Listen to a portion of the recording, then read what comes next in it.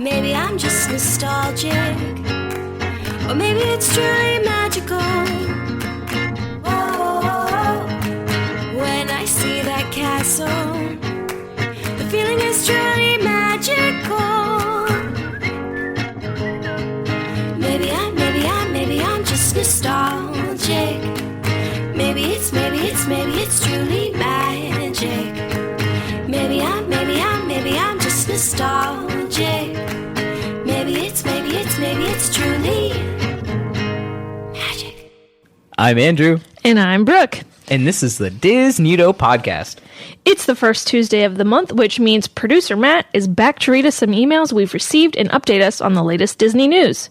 But before we bring him on, Andrew, have you watched any Disney films this past month? I have not seen any new Disney films this month. However, I did watch The Incredibles, Finding Dory, and Toy Story 1, and half of The Lion King in the past month. That's pretty impressive. I watched Moana twice this past month, both times when I was going to and then back from Chicago. Perfect. I watched Pocahontas. I watched 101 Dalmatians. Which version? The animated. Perfect. Okay. Yeah. And Mary Poppins, actually. Oh, very nice. Mm-hmm. Hey, Hi. Producer Matt. Did you watch any Disney movies lately? So I rewatched The Aristocats. That's a good one. I haven't seen it forever. I was shocked how much of it I actually remember. I'm on this new goal to own every Disney animated film. So I've been working my way through those. And I watched Fantasia and Fantasia 2000, which I feel like those movies work better as just like the individual shorts, but like sitting and just watching 2 straight hours of it is like a real test of strength.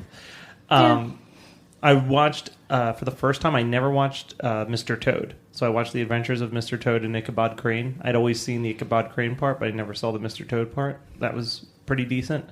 And I also watched Mary Poppins. I watched it because you sent me the text that you were watching it, and I was like, oh, damn, I really want to watch Mary Poppins. Yeah, I was working from home, and I put on some Mary Poppins to enjoy the day. Yeah. That might have one of the most flawless soundtracks in like Disney history. I think you say that every podcast. There's a new soundtrack that you're like, this is the best Disney soundtrack. Mary Poppins is the best live action. Little Mermaid's the best animated. What about Moana? You were about that one too. That's CGI. Oh my God. You got all 3 covered. All right. You have there to we say. go. All right, so we've got 2 emails that we're going to tackle real quick. So the first email we got is from Rudy. Hi, Rudy. He said, "Hey guys, nice job on the first few episodes. Brooke, you have no clue how long I've felt alone in my do not like Belle opinion. Oh, buddy. So 1 million bonus points for that. Andrew, your homework is to watch Moana already, so you can discuss it. Well, Rudy, we've done that, and the bonus episode is out now. It is. Is it out? Yeah. Oh, I haven't listened to that one. Moana was a fantastic movie. Thank you all for suggesting I watch it. You're welcome. So I just wanted to say you guys should do an episode on Treasure Planet. It's definitely among the most underrated and forgotten Disney gems, so that just doesn't get any love. The story of its flop and what changes occurred at Disney because of it is actually pretty interesting. P.S. Here's my top 10 Disney songs. Let's hear it. Number 10, Colors of the Wind from Pocahontas. Number 10? Number 9. Enough. That's a diss. Get out of here, Ruby. Number 9, Shiny from Moana. Yes. No. Okay. I'll forgive. Where's he going with this? Because thank you. Shiny needs some points over here. Number 8, Rescue Aid Society from The Rescuers. Oh. Okay. Number 7, I Wonder from Sleeping Beauty. Number 6, So This Is Love from Cinderella. Number 5, Remember Me from Coco. But then he said the Spanish version is 1,000,000 times better. Oh. How ethnic, Rudy. Number 4, In a World of My Own from Alice in Wonderland. He said, as a weirdo and a daydreamer, this was my childhood anthem. Number 3, Reflection from Mulan. Mm-hmm. Number 2, God Help the Outcasts from Hunchback of Notre Dame. Really? Oh. And he said definitely hits right in the feels of my little closeted heart growing up gay. And then number 1 was a tie, Part of Your World from The Little Mermaid and Feed the Birds from Mary Poppins. It's a very eclectic mix. Yeah, it's very eclectic. I would like Rudy on to explain all of those choices. That was a really interesting list. Mm-hmm. There's some depth behind that. Yep. I really like that Shiny's on there. That makes me so happy. And then the other email we got came from Crystal. Crystal. And she said, I love the theme song, and I want to know who does it. It was me. So I actually forgot. I don't know how to properly pronounce this, so I'm going to spell it. It's Ciele. I believe it's pronounced like Ciele. Ciele? Ciele? Ciele? But she is a Canadian folk singer that I had on my podcast many, many years ago when she was recording under a different name. You had her on your podcast and you don't know how to say her name? Well, I know how to say her actual name. I don't Okay. know what her stage name is. 'Cause Gotcha. She didn't have the stage name at the time. But she is very talented, and this is a really great song, actually. So thank you. I'm going to say her real name, Chelsea. Thank you, Chelsea, for doing that cover. But check out her music at Ciele. She has a YouTube channel, lots of music videos and stuff. But now are you guys ready to talk about the news? I'm looking up her name to see if there's any way that she says how to Check how that to out on say YouTube. it. So we've got a bunch of news. I've got a giant list here. So we're going to kick it off with the fact that a new trailer for Christopher Robin came out. And I'm not sure if you guys saw it. Watched it last night. It is fantastic. So I had mentioned to you guys before that I am not the biggest like Winnie the Pooh fan, but I know the storyline enough to like be able to watch the trailer and get it. And I really love what they're doing with this. I love the style of the way they filmed it and the way they did all the characters and the kind of lack of color that you would find in like the animated films. Yeah. It's a little darker. I like it. I like that they all look like dolls that have been around for years. Yeah, they have some age to them. They look like the real Christopher Robin's like actual toys that inspired all the books. And there's some really great, there's a quote that I'm obsessed with that's in that trailer. I know exactly what you're going Yeah. to say. Where Pooh says, whenever I'm trying to figure out where I want to go, I walk away from where I've been. And he says, I always get there by walking away from where I've been. Yeah. And I think that it's such a charming, it's that Winnie the Pooh element where like Pooh is so known for saying these things that seem like a very simple-minded, dumb thought, but they're actually very insightful. And humbling. Yeah. He's like the Dalai Lama Of animation or just in general, he's the Dalai Lama? of, fictional characters. He's like a little Dalai Lama. So you had raised a question before we started recording about Winnie the Pooh. Should I talk about it now? I think it's worth talking about. I can bring it up when we do like our Halloween episodes, but I was just telling these guys earlier, I don't know why I was thinking about these two movies at the same time. I just it just happened. But earlier today, I was thinking of Winnie the Pooh, not knowing we were going to talk about it tonight. And I was like, it says Mr. Sanders about like Winnie the Pooh's like, house. And I was like, Winnie the Pooh, Mr. Sanders, Winnie Sanders, Winifred Sanderson, the witch. I was like, are these related? Is this some kind of callback? Like, what's going on here? And Pooh is friends with children. And is he like trying to lure them in so he can, have their souls and look younger? Is that what he's doing? That's how he's managed to look so good after all these years. The other big thing, so that's really it. So that's that. Let us know your thoughts at DisNeatoPodcast@gmail.com. So Disney has released a ton of information on Pixar Pier and Toy Story Land.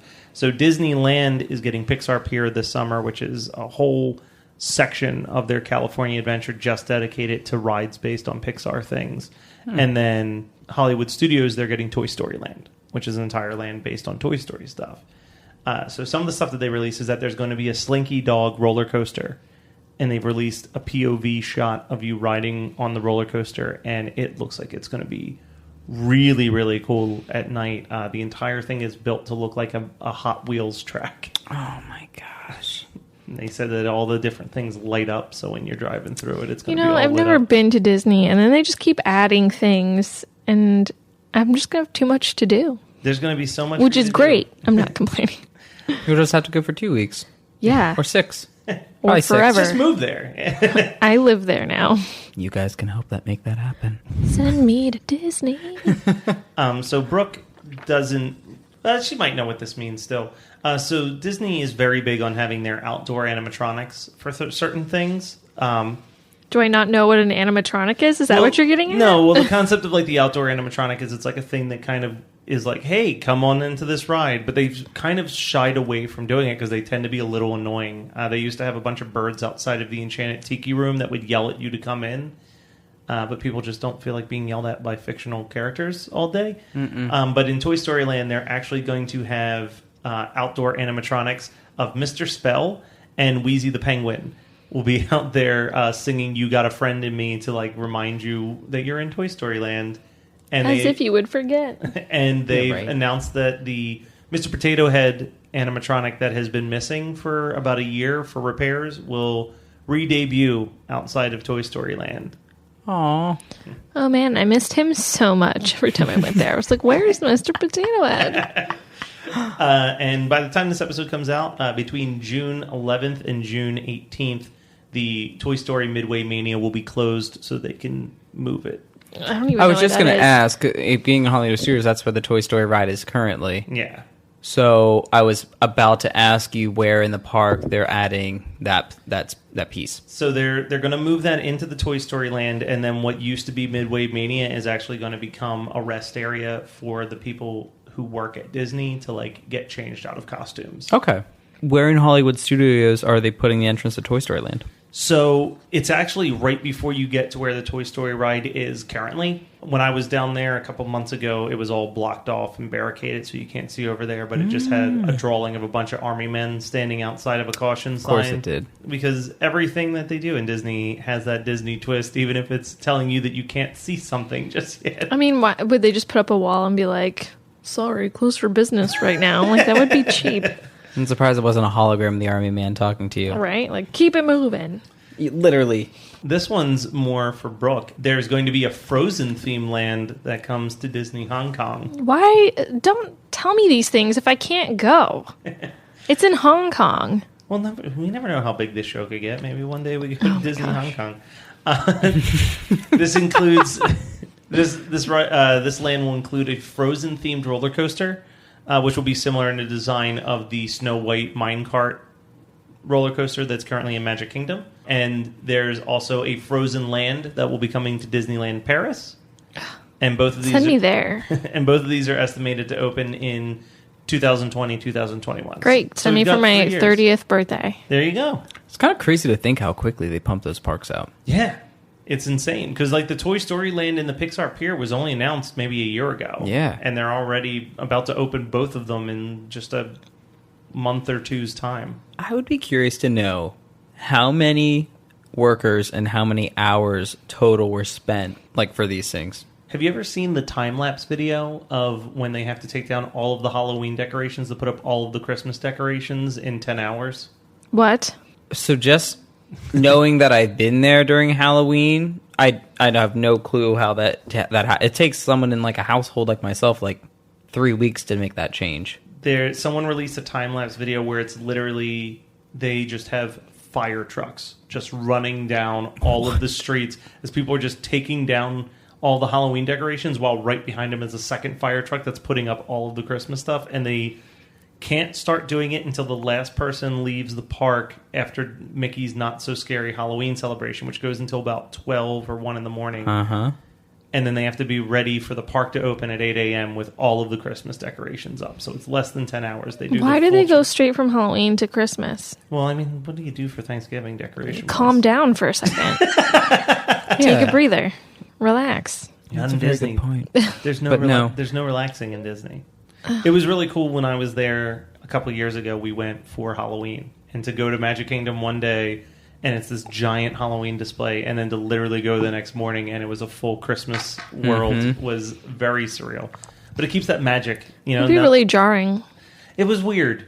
It was weird to be like that excited about Christmas suddenly when Halloween had just ended the night prior. But it's hard to not be excited about Christmas when you're in Disneyland and it's a breather. decorated for Christmas. I would want to relax for a second.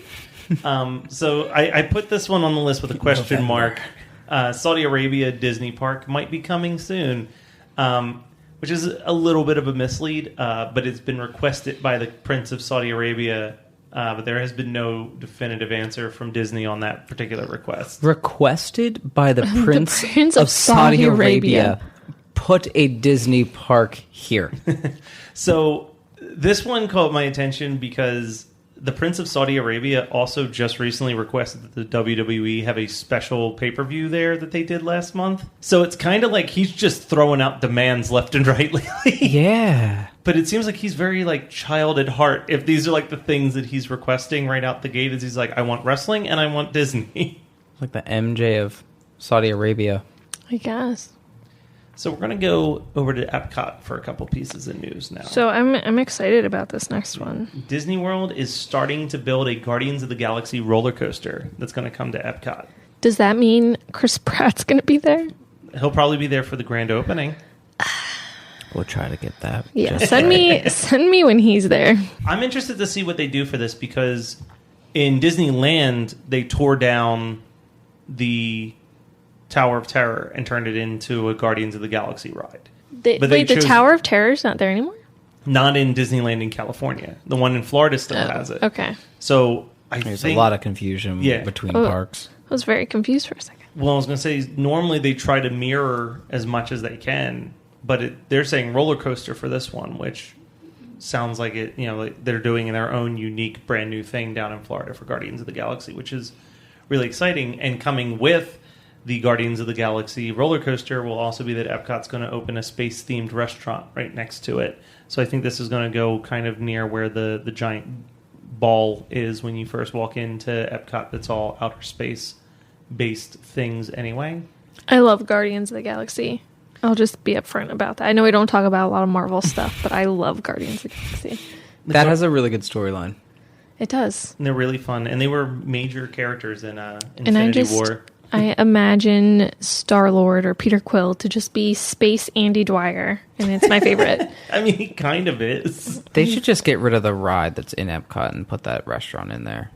Yeah. Although that Inside ride the giant ball? Yeah, I kind of like it. I kind of love it, but I kind of hate it. It's a nice, relaxing little ride. Yeah. It's so relaxing, right? I know. Every time I've been on it, I'm just like, I'm so chill.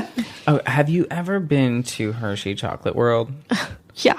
It's that kind of ride. I have been there. It's that kind of ride. So you're like not really doing much. You're just cruising. You're cruising and learning about the entire history of the planet. So it's like starts off with like cavemen days, and then it goes into like the Renaissance period, and then like when the printing press was invented and all that stuff. But then you get to build what your future is going to be. Yeah, and that's kind of fun. They take your picture at the very beginning of the ride, and then it's... You remember Jibber Jab, that website where they would just take your face and put it on cartoon bodies? No. Oh. Well, it's basically they're like in your plan your perfect vacation in like the year 3000, and you're like, oh, I'm going to have a flying car and I'm going to go to the beach, and then it's just these cartoon bodies with your face on it, and it's like, I'm going to the beach. So let's replace that with the space-themed restaurant.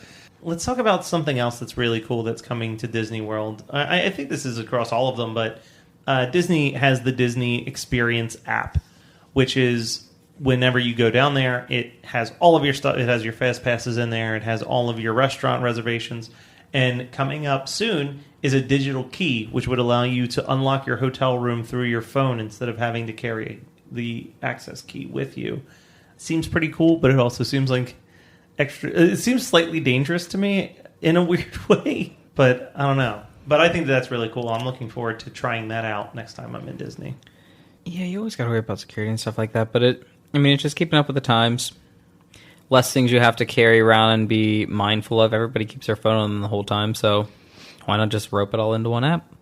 Does make sense. And talking about keeping up with the times, they're finally updating their transportation for the 50-year anniversary. What are they doing? Well, they're updating the monorails, which have been the exact same monorail since the day the park opened 50 years ago. They look great, though. The doors have been having trouble closing. Oh.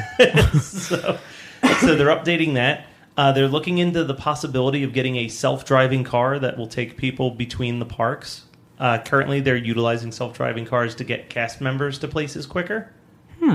But I am one of those people who will never trust a self-driving car. That seems like a lot of potential for something terrifying. I have a quick little argument for that. If you fly in a plane, remember that pilots use a lot of automation to get you from point A to point Z. It's kind of doing the same thing in a car on the road. Yeah, but there's still someone sitting in the seat in case things go haywire. You're in the car. Am I supposed to lean over and be like, no? Yeah. Last time that we were on talking about the news, we were talking about the Disney Skyliner, which was going to be the air transport. Yes. They've already begun construction of that. And the goal is that it's going to be complete by late spring of 2019. Of course. So, if we go to Disney at the time that we plan to go to Disney, we'll be able to check out the Skyliner. You think, we keep talking about all this stuff they're building, and they need to adopt whatever Disney does to our government and, like, our road infrastructure, particularly in the state of Pennsylvania. Well, you don't like all the potholes? And then the lack of desire to update the streets. Yeah, I mean, imagine they can freaking change a park from Halloween to Christmas in 10 hours. We got to take 20 years to do a 5-mile stretch of road. That's true. I have no argument there. I think it'll be interesting to see all of the stuff that they're doing with the 50-year anniversary just like a year away. I don't know if they're going to turn the castle into a giant cake again like they did for the 25-year anniversary. Yeah. That was one of the ugliest designs they've ever done, so hopefully they steer clear from that. This one will excite both of you, not so much me. But Disney has announced that they will start serving alcohol at all of the Magic Kingdom restaurants. So they didn't before? No. It's like they know I'm about to come. They know. They're like, we must prepare. She's going to be here finally. Let's serve alcohol. She can get drunk at places other than Epcot. Yeah, Epcot and downtown Disney. Disney Springs now. Oh, sorry. I mean, I don't want to be drunk in Disney World. Like, I want to be a little buzzed. That's fine. But I don't want to be sloppy and gross. Yeah, that's nice, because then it won't get as crowded in Epcot and downtown Disney. Yeah. And I'm going to keep calling it downtown Disney. But people go there just to drink. You think of all the people that are there for a family vacation for a week. They need to drink. You're limited to 2 parks that you can drink in You need if you're a going drink. to them that week. That's awesome. Throw a third option. Are they so they're going to serve alcohol in Animal Kingdom? Well, just Magic Kingdom, they said, not Animal Oh, Kingdom okay. or I thought it Hollywood said all Studios. parks, but I'm an idiot, so. Did I write all parks? I guess it. All Magic Kingdom No. restaurants. There I'm we go. just, I don't have my glasses on. So I'm assuming so this one was kind of, there's a lot going on here. So Disney had plans to build what was called the Magic Kingdom Theater. And this had been in their plans for many, many years. They've scrapped that out of the blue. What was the Magic Kingdom Theater? So the idea would be that there would be constantly changing stage shows there. That you would see like Broadway level stage shows, but they would do different ones every couple months. That's been scrapped temporarily. They don't know what's going to happen, but right now they're canceling it. And using the money for that to fix Stitch's Great Escape, which has been kind of not very popular and very disappointing amongst fans anyway. So they're thinking about tearing it apart and rebuilding it as something else.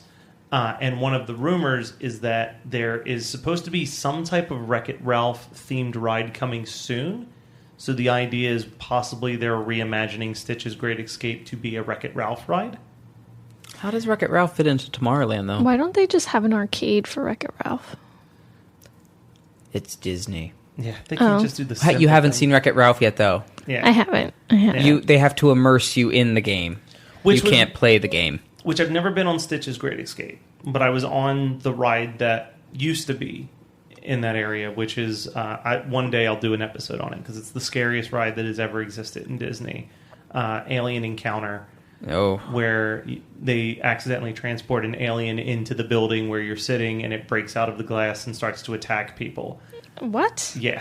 That's It horrifying. was a very controversial ride. It had like a giant, like, no one over 17 recommend it, but like parents were still bringing like their like 3-year-olds on the ride, and eventually they shut it down and turned it into Stitch, where instead Stitch just, It is a disappointment. yeah, he just breaks out and like burps on you. The little Tomorrowland like rail that goes over it is Yeah. more entertaining. The people mover. Yes. But I think I could see how they could utilize some of that to build a thing where you get like sucked into an arcade maybe, and use a lot of like their 3D projections to make that really come alive. But bouncing back to the canceled Magic Kingdom Theater, the president of Disney World went to Disneyland Paris and was very impressed by a show called Mickey and the Magician, which is basically a live Broadway show version of The Sorcerer's Apprentice that incorporates all different types of characters from Disney films. So, like, they have a talking puppet of, I'm blanking on his name, but the Candlestick from Lumiere. There's like a talking puppet of that and a bunch of other stuff. And they desperately want to bring it to the Florida park. So one of the rumors is instead of canceling the Magic Kingdom Theater, they might move it over to Hollywood Studios, and it would replace the Journey of the Little Mermaid show that's been there for like 20 years. Because they really haven't updated anything on that. Like, if you went to that when you were 5, it's the exact same Journey of the Little Mermaid that you remembered 20 years ago, because they don't have the money to update, like, the Ursula animatronic or anything else that's part of that show. Mm-hmm. So that should be interesting. Also getting updated is that they're going to have a walk-around character in the park outside of Pirates of the female pirate Red that was just recently debuted. Which I think is actually really cool. I think that it's cool that there's going to be like a female representation of the Pirates ride that little girls can look up to and want to be a pirate, since previously it was just all girls tied up. Spoiler alert, we all already want to be pirates. All women want to be pirates. We want to cause destruction. You want to pillage? Yeah, I do. So there's only 2 more things that I have. They're not really news-based. One is a rumor, and one's a celebration. It's something worthy of celebrating. So this month, we're not going to do an episode on it, but on June 27th, it will be the 10-year anniversary of WALL-E's release. Wally. Little boy. Wally. I love WALL-E. that. So I love figured, that little Also guy. known as the Jesus robot. Jesus robot. So since we're not going to do a WALL-E episode this month, we have something else that we're going to talk about for their 20-year anniversary this month. Do you guys have any WALL-E memories that you want to talk about? I don't have any super crazy or sentimental WALL-E stories or moments or memories. I just really think that movie's adorable, and I think it has a really good message. I love it. I love WALL-E. I want to squeeze him. He gives me cute aggression. Just want to punch something in the face when I see him. The super fat, overweight people that aren't on the planet still stick with me as to like how real that is. Yeah. It is. I watch My 600-Pound Life. Mm-hmm. I see that. Like on their little scooter things with their TVs right with in their the face. iPad, like right here. There's like, bleep. And that was like before, like that was still 10 years ago, yeah, we didn't have the tech boom we do now. And that's what I mean. Like, fucking WALL-E's right on point with that. They were Robot Jesus. I remember It is Robot Jesus. I remember I saw that in theaters on a date with my last girlfriend. We actually went and saw WALL-E, and I remember getting so choked up throughout that movie. I feel like Up really overshadows it a little bit for like a great opening sequence, but I do love the first like 15 minutes of WALL-E where there's no dialogue whatsoever, and it's just him riding around in this garbage heap basically, and you're just learning to love this character just by the way he is around things without speaking. Mm-hmm. It was very cool. They basically did a pseudo-silent film for like half of a movie. And really like made you care about WALL-E and Eva. Well, I think the silence really, it's very dramatic, and I think they did that on purpose to show you like the gravity of the situation. Yeah. You know, Like this it's, all about conservation and, being environmentally friendly and green, and it's all really important things. And by making it silent and not having all this dialogue, it makes it stand out more. I think that's fair. And then the last one is just a rumor. It's a rumor that's floating around, so I didn't want to make it an actual official news piece. Rumor has it. In Animal Kingdom, there was a dinosaur land, which is kind of like the bane of a lot of people's existence. They don't really like that it's there.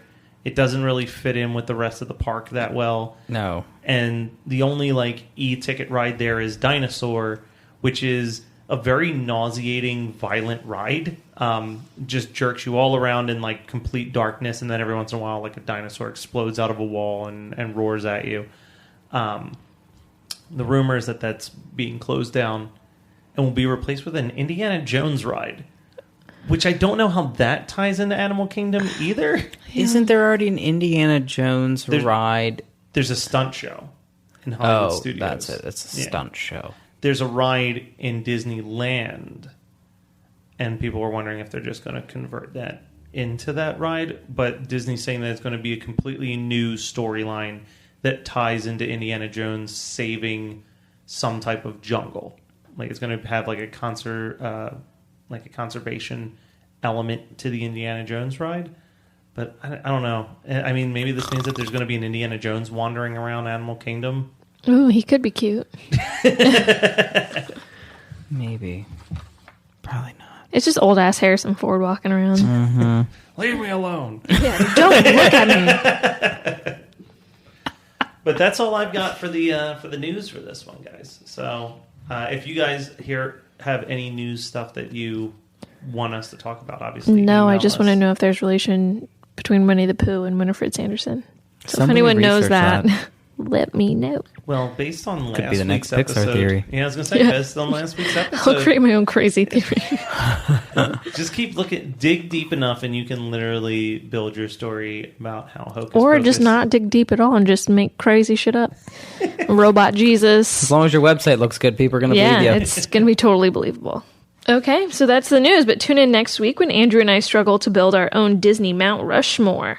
In the meantime, you can reach us by email at DisNeatoPodcast@gmail.com or on our Facebook page or our new Twitter account at DisNeatoPodcast.